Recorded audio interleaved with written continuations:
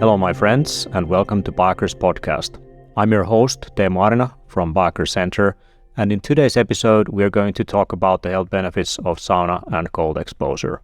Our guest today is Dr. Rhonda Patrick, who gave a presentation on the topic at Baaker Summit in 2016 in Helsinki, Finland. It is still relevant, so I decided to share that amazing recording with you. Dr. Rhonda Patrick is a renowned biochemist and expert in the field of nutrigenomics. Her research has been published in several prestigious scientific journals, and she has worked at renowned institutions like the Salt Lake Institute for Biological Sciences. Dr. Rhonda Patrick has focused her research on topics such as mitochondrial metabolism, aging, and the effect of micronutrient deficiencies on our health. She is also passionate about promoting a preventive approach to health and longevity by advocating for practices like exercise, sauna use, and cold exposure. Today we will be listening to Dr. Rhonda Patrick talking about hormetic stressors and how practices like sauna use and cold exposure can have health benefits. In this talk, she dives into the science behind these practices and shares her insights on how they can improve our overall health and well-being. So without further ado, let's listen to what Dr. Rhonda Patrick has to say. I'm very excited to be here in a country that has more saunas than people, because I love saunas. And apparently you guys must also like saunas. Today my talk is going to focus much on some of the health benefits that saunas have on the brain and also on overall longevity. I'm also going to dive a little bit into cold water and how cold water can also affect the brain, as well as metabolism and other health benefits as well. But today my talk is going to begin with a personal story about stress. So there's good stress and there's bad stress. For me, when I was a graduate student getting my PhD, I was experiencing a combination of both good and bad stress. The good stress was I was learning how to be a scientist. I was learning tools and techniques to answer interesting scientific questions that I had. And that was good. I was adapting to that stress. But there's also bad stress that I experienced in graduate school, and that came along with many different exams, multiple exams, failed experiments that would take me 3 months to set up and would fail, and 16-hour experiments I had to perform again and again. And I was not adapting to that stress. I was experiencing a sense of, at times, crippling anxiety, which I think everyone in this room has probably experienced some form of anxiety in their lives before, so we can all relate to that. So I was not adapting to that stress, and it was having negative effects on my health. I was getting poor sleep. So I decided to try to counter that stress, bad stress, with good stress. And good stress is a type of stress that is a short-term stressor on the body, something that is slightly stressful, that activates all these genetic pathways that are hard encoded in our genes that are able to deal with stress. And so what ends up happening is that tiny bit of short-term stressor ends up not only compensating for that stress, but you end up having a net resilience effect. And this is often referred to as hormesis. So you have a little tiny bit of stress and it activates all these stress response pathways. The reason we have these stress response genetic pathways is because life itself is stressful. Just normal living, normal breathing and oxygen and eating food causes stress on our body. We are making metabolic byproducts, reactive oxygen species, like every second. It's happening right now as I talk. So we're able to handle these types of stresses with various genetic pathways. But when you can flip that switch on to those genetic pathways with something that's just slightly stressful on the body, something like exercise, then you have this net resilience effect and you adapt to that stress and you're able to handle it better. And not only are you able to handle that stress better, but you become better. Additionally, another type of hormetic stressor is actually heat stress. So something like the sauna, which is a heat stress, that's something that I started to do in graduate school. So I lived across the street from a gym. It had a sauna. I started using it every day. And I was using it quite frequently, probably about 5 days a week. And I started to notice that I felt really good. Like my mood was noticeably enhanced. And I also was able to handle stress better and my anxiety was down. And I was trying to figure out what was going on in my brain. Like how was the sauna affecting my brain? Because it was very obvious to me. So I decided to dive into the literature and try to figure that out. So most people are familiar with the feel-good endorphin. What you may not be familiar with is the counter to that, dynorphin. And dynorphin is activated upon heat stress. And the reason for that is because dynorphin cools the body down. Dynorphin is the counter to endorphin because it makes you feel uncomfortable and dysphoric. So heat stress will release dynorphin from a presynaptic neuron, and that dynorphin will then bind to another receptor called the kappa opioid receptor. And when that happens, that's when you begin to feel uncomfortable and dysphoric. And that's the feeling you usually feel when you're hot and you're sitting in the sauna, or you feel bad. And you're like, oh, I just want to get out. It's too hot. Or you're exercising really vigorously. You're feeling hot and you want to stop. That's dynorphin. That's what's making you feel uncomfortable. You may be thinking to yourself, well, I thought you said you felt really good. What are you talking about here? This is where it gets really interesting, because this pathway, this mechanistic pathway that is the thermoregulatory control pathway, you make dynorphin to cool your body down, but you also feel uncomfortable. What happens is this actually changes the way your brain responds to the feel-good endorphins. So endorphins bind to another type of receptor called the mu-opioid receptor. And when dynorphin is released and you feel uncomfortable, this causes mu-opioid receptors to make more of them, and it sensitizes them to endorphin. So that means the next time that you make endorphin, whether that's from exercise or the sauna, because it also causes you to release endorphin, or if it's from laughter or giving someone a hug, whatever it is that's causing you to release endorphin, you are going to feel so much better, because that endorphin is going to bind to those receptors that are really sensitive to that endorphin. And so the effects are lasting, and they last longer, and you feel better. So it lowers depression, and it helps with anxiety. It helps with all these things when you're sensitized to endorphin. And so it's quite possible that this is actually why the sauna was able to help me deal with my anxiety and help me to deal with stress and made me feel really good. But in addition to affecting the brain, the sauna also appears to affect overall longevity. So this was actually a study that came out of the University of Eastern Finland. And the study followed around 2,000 middle-aged Finnish men that were using the sauna frequently. And the study followed them for 20 years and measured who died of any sort of non-accidental death. So people that died from cardiovascular-related diseases, people that died from cancer, or neurodegenerative diseases, respiratory diseases. So all these diseases were measured and followed. These men were followed for 20 years. And what this study found was that men that used the sauna 2 to 3 times a week, they were 27% less likely to die from any cardiovascular-related disease compared to men that use the sauna 1 time a week. Men that use the sauna 4 to 7 times a week, they were 50% less likely to die from cardiovascular-related diseases throughout the 20-year period compared to men that only use the sauna 1 time a week. So there was a dose-dependent effect that was improving cardiovascular health and causing these men that were using the sauna more frequently be healthier and to die less of, or be less likely to die of cardiovascular disease in that 20-year time span. Turns out not just sauna frequency was important, but also the duration of time spent in the sauna.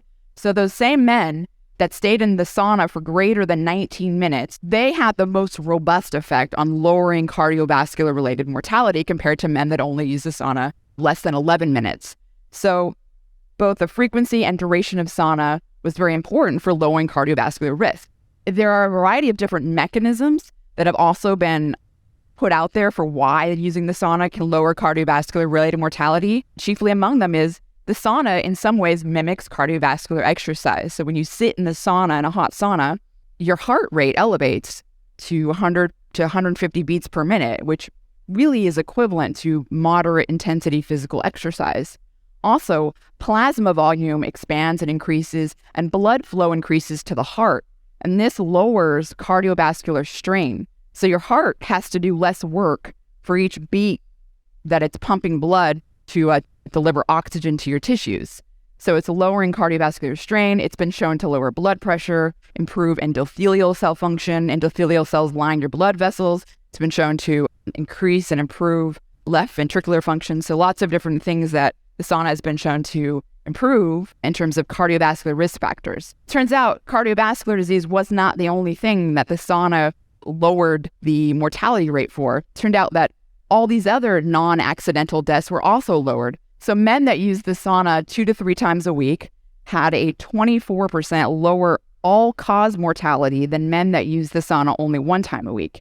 Men that used the sauna 4 to 7 times a week were 40% less likely to die of cancer, cardiovascular disease, neurodegenerative disease, respiratory diseases, and all these other non-accidental diseases that people come down with age. This is very interesting, but before I get into the potential mechanisms, I want to point out that this study also measured a variety of different parameters that may affect the data, confounding factors they're called. So they measured the physical activity of people, their percent body fat, if they smoked or drank a lot of alcohol, their socioeconomic status.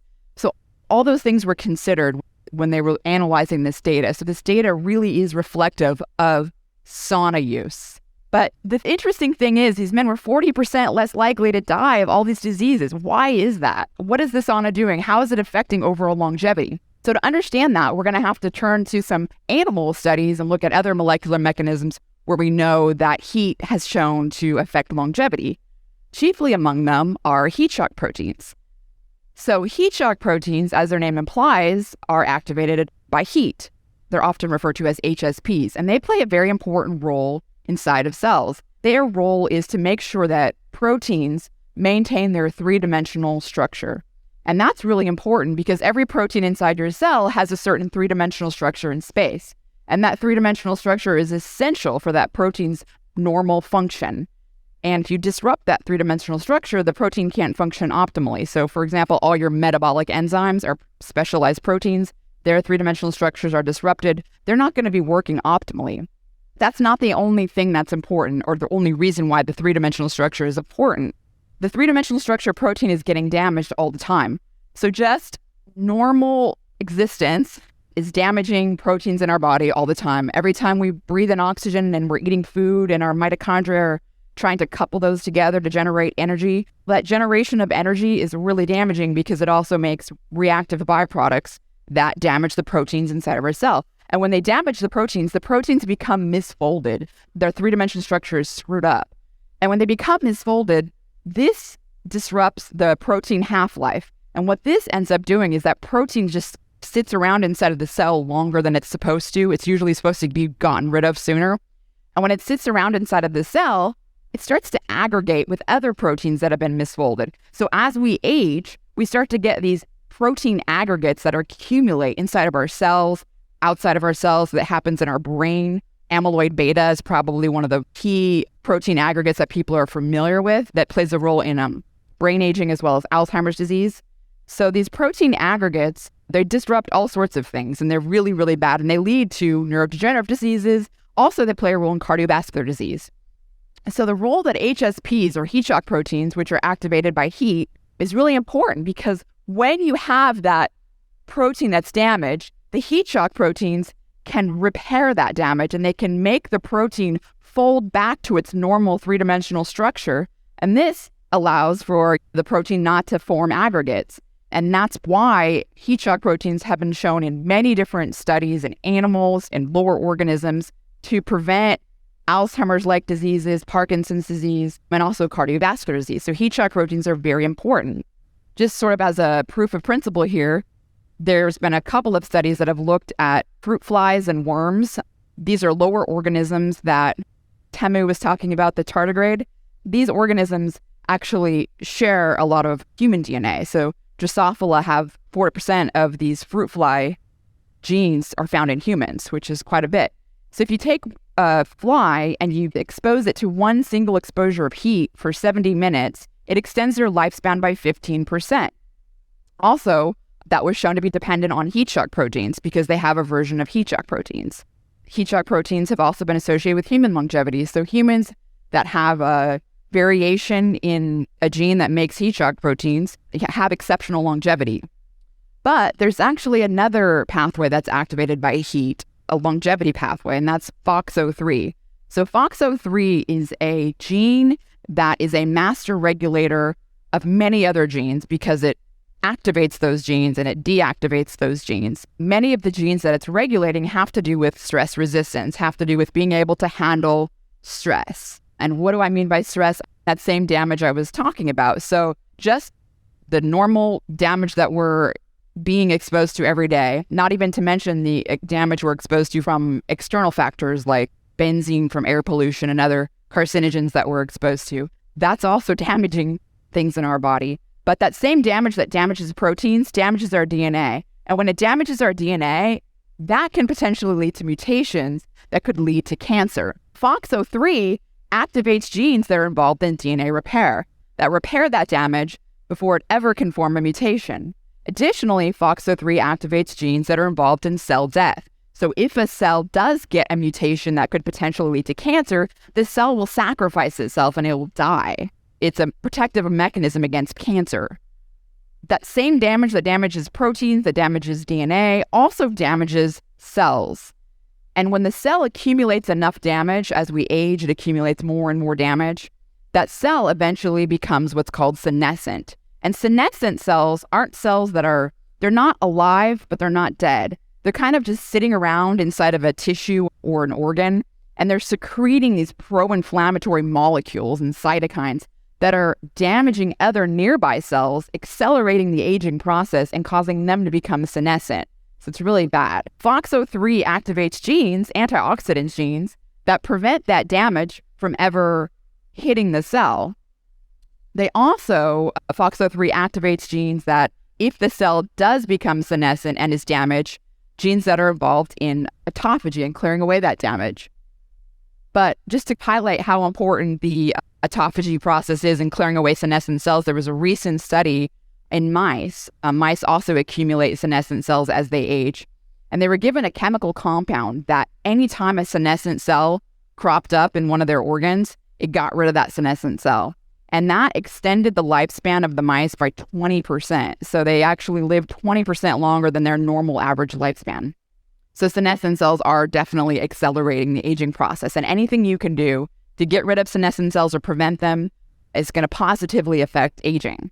So FOXO3 also activates genes that are involved in stem cell function. Stem cells are very important because they replace all the other cell types in our tissues. For example, they make more white blood cells. We lose white blood cells as we age, and we become more susceptible to infections and respiratory diseases as we get older. Stem cells also make more stem cells, which is good because we lose stem cells as we age as well. And we want to keep replenishing our organs. We want to keep replenishing the cells in each of our organs so that they keep maintaining the function of whatever they're supposed to do. FOXO3 activates those genes as well. It's pretty badass. But if you're not convinced yet, I'm going to show you a study that's actually my early work when I was a young scientist at the Salk Institute. It's actually one of the first biology experiments I did and really got me hooked on biology. So this worm here it's a C. elegans worm, and it lives on average about 15 days of lifespan. It shares about 60% of its genes are found in humans. It has a version of the FOXO3 gene. So this worm has been genetically engineered to express human amyloid beta 42, that toxic peptide that aggregates and forms plaques in brains of people as they age and plays a role in Alzheimer's disease. It's been engineered to express it in its muscle tissue, lower muscle tissue. So as it ages, the amyloid plaques aggregate in its muscle tissue and it can't move. It becomes paralyzed. See, it's not moving its lower body. It's just moving its nose around. That worm right there is 12 days old, so it's at the end of its lifespan. So the next worm I'm going to show you is the same age as that worm. It's also been genetically engineered to have amyloid beta plaques in its muscle tissue to get paralyzed. The only difference is that it has also been genetically manipulated to have FOXO3 gene active all the time. So you can see it moving around just fine. Same age as the other worm, day 12. The only difference was that FOXO3 gene prevented those aggregates from accumulating in its muscle tissue and causing it to become paralyzed, so it aged much better than the other worm.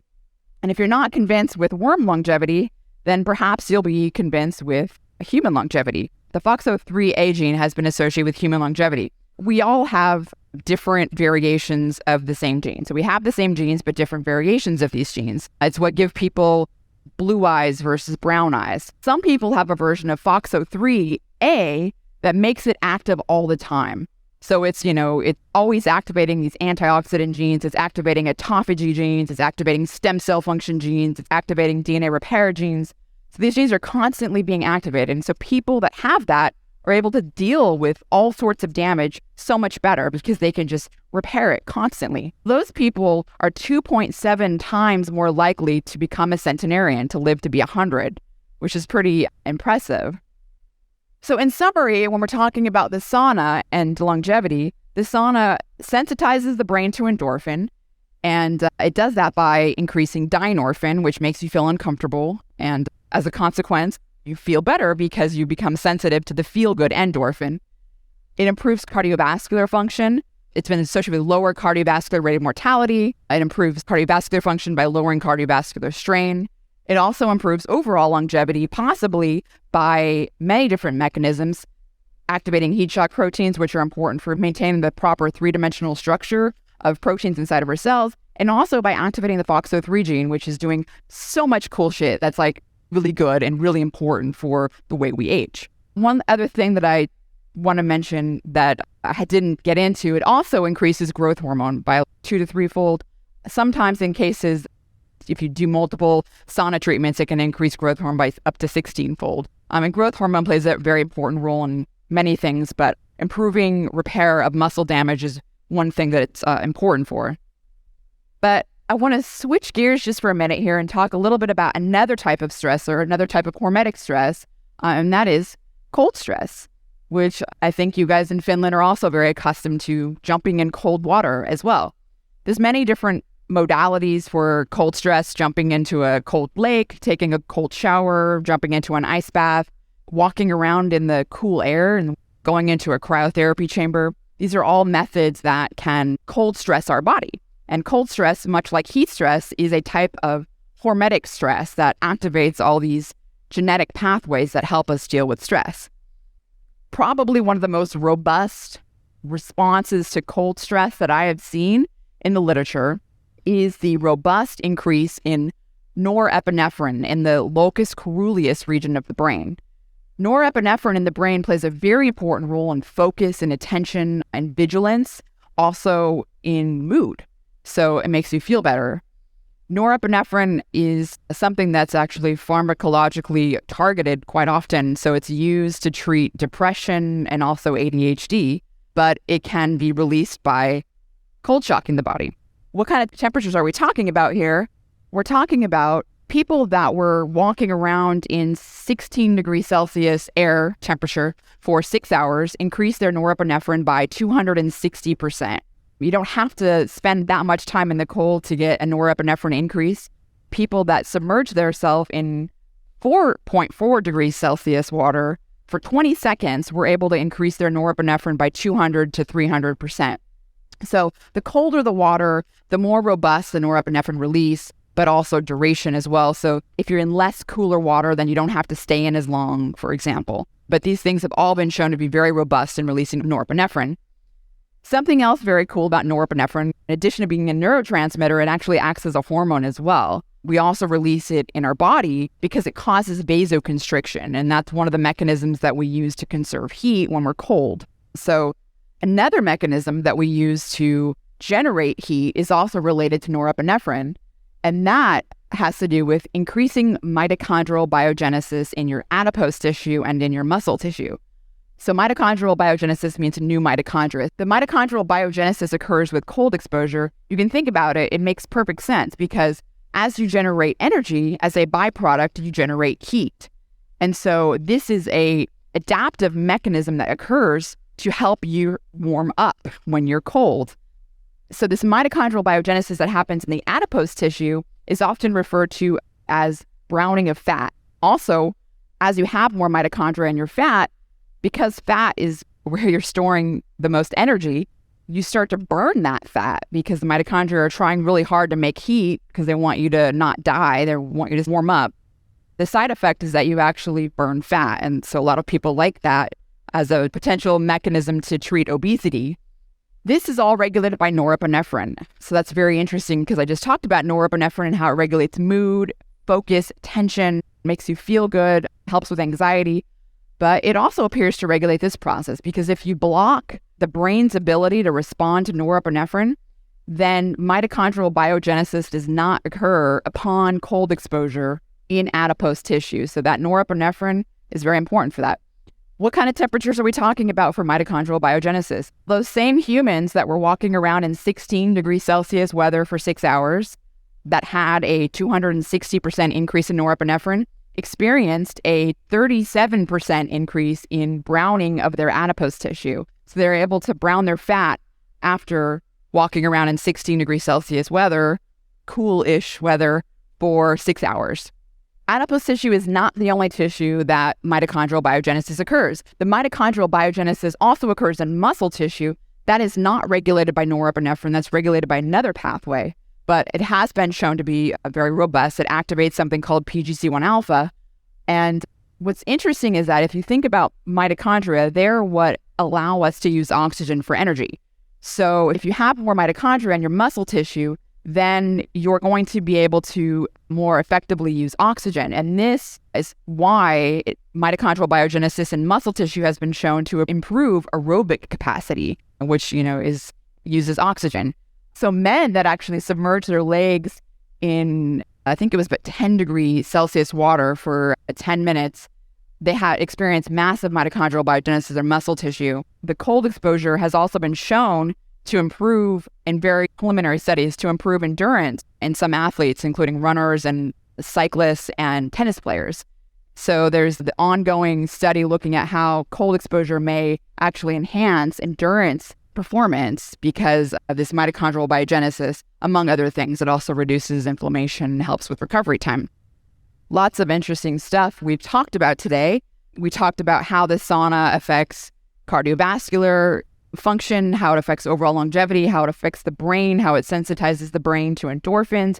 Talked about how it activates FOXO3 and how FOXO3 is a really important stress response genetic pathway that activates all these other amazing genes that help us deal with all the damage that we're constantly being exposed to and how it's involved in longevity. We talked about cold exposure and how it's important for norepinephrine, how norepinephrine helps you focus, it helps you feel good, and also helps with anxiety as well. And it causes the production of new mitochondria, both in your adipose tissue, and cold causes the production of new mitochondria in your muscle tissue and how that may play a role in endurance. Lots of interesting science going on in this field. But what I think many of you actually may be asking yourself is, what about going from the hot sauna into the cold water? Does going into the cold water after the hot sauna negate any of those effects? And the short answer is, I don't know. There's not really any empirical evidence that I've seen that suggests anything because no one's really looking at that. But I do know that going from a hot sauna into the cold water causes norepinephrine to be increased even more than either alone. So that's good. It implies there may be some synergistic effect. And I also know that cold shocking the body with cold water, whatever modality you're using, also activates heat shock proteins, not as robustly as heat does, but the fact that it activates the same genetic pathway that heat does, I think is good because it gives us hope that maybe these two things in combination are synergistically acting together and are improving overall longevity through similar mechanisms. But I know personally from doing it, it also just makes you feel really good. And I think that counts for something. So with that, I will say thank you. Thank you, Dr. Rhonda Patrick, for providing such an amazing summary on the health benefits of regular sauna use. Here are the top 5 health facts of the day about regular sauna use based on latest scientific evidence. Number 1. Multiple studies have found that regular sauna use can improve cardiovascular health and reduce risks of cardiovascular events by reducing blood pressure, improving blood flow, and increasing heart rate. Number 2. Sauna use can improve cognitive function and reduce the risk of dementia as well as Alzheimer's disease. Actually, people who use sauna 4 to 7 times per week had about, on average, 65% lower risk of developing these conditions compared to those who use sauna only once a week. Number 3. Sauna use has been shown to improve athletic performance, muscle recovery, increase endurance, and reduce fatigue. Sauna use can also improve respiratory performance, including reduced symptoms of chronic bronchitis and asthma. Sauna use can help clear airways, reduce inflammation, and increase lung capacity. Number 4. Sauna use can boost the immune system by increasing the production of white blood cells and improving the body's ability to fight infections. Sweating in a sauna can help eliminate toxins and impurities from the body through the skin. This can help improve skin health and also aid in the elimination of heavy metals and other toxins from the body. Number 5. Sauna use has been shown to promote relaxation, reduce stress levels, improve sleep quality, and promote deep sleep. It increases the production of endorphins and reduces the levels of stress hormones. Just make sure that you don't use sauna too close to bedtime, as it can keep the heart rate elevated and affect the sleep architecture. Now, those are just some of the few benefits of regular sauna use. There's many more, and we will be happy to share more in future episodes. So thank you very much for joining us for this episode. To learn more about us and biohacking, check out biohackercenter.com, where you can find best content, supplements, technologies, courses, and events such as the Biohacker Summit, so that you can take the guesswork out of how to champion healthy habits, prolong your health span, and lead a productive life. Thank you very much, and see you in the next episode.